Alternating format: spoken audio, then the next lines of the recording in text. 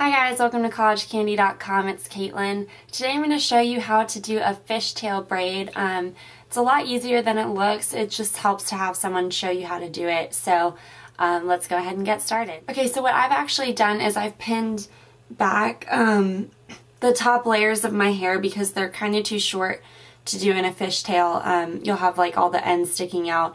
And I just got my hair cut, so they're even shorter now. So I just pinned those back kind of into like a half ponytail, and I'm going to do the fishtail braid down here to show you guys how to do it with my long layers. So I recommend doing this when your hair is still kind of damp. If you have straight hair with a lot of layers, I would definitely do it with your hair wet because that'll help kind of bind your hair together and keep it from having those ends stick out. If you have curly hair like me, wet hair is fine. I tried to do it with straight hair and it didn't really work out because I had all these crazy ends and, you know, it wasn't really blending together. So I recommend doing it with your hair wet. So what I'm going to do is I always do my braid to the side, so I'm going to do it towards the side that I'm more comfortable, which is my left side.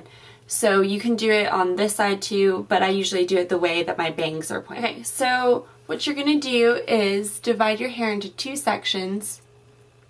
Okay, so I've got my two sections and I'm going to call this A and B. Okay, so what you're going to do is take a piece from section A and you're going to bring it over to section B, and then vice versa. So I'm going to take a piece from, I'm going to get a long piece from A. We'll get this one. No, that's too short. Okay, so I'm going to get a piece from A, and I'm bringing it over to section B. See that? And I'm going to grab that into that section.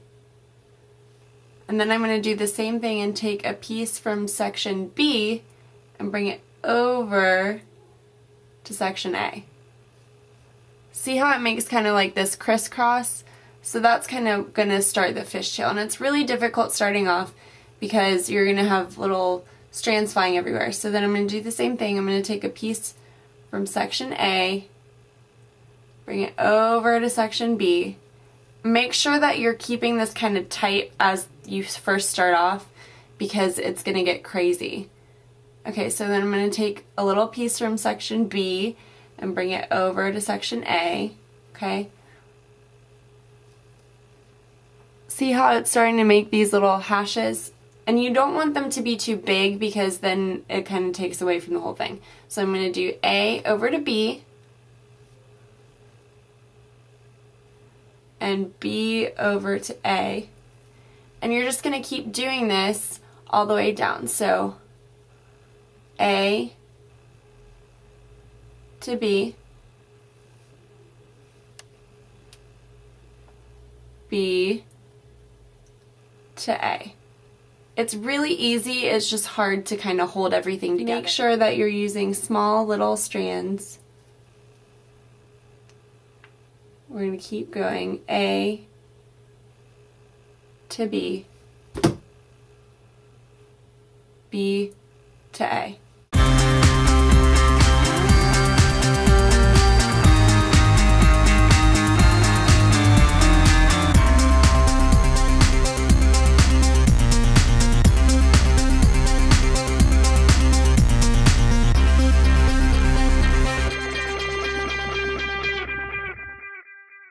So I've kind of run out of sections, so I'm just going to tie it off.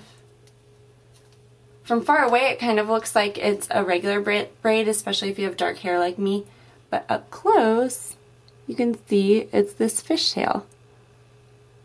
And it's really pretty. It's super easy to do once you get the hang of it. I kind of like how I pinned up the first half because it makes it a little bit easier to braid it. And you can go ahead and spray this with a hairspray. Before you braid it, you could put in some texturizing stuff just to kind of hold it together. And so I'm going to pin a couple of my little flyaways back. And, you know, if you had any stragglers, you could actually stick a bobby pin in the middle to keep a hold on it. But that's how you do it. If you have any questions, leave them in the comments. Suggestions, as always, are welcome. Thanks for watching, and I'll see you guys next week.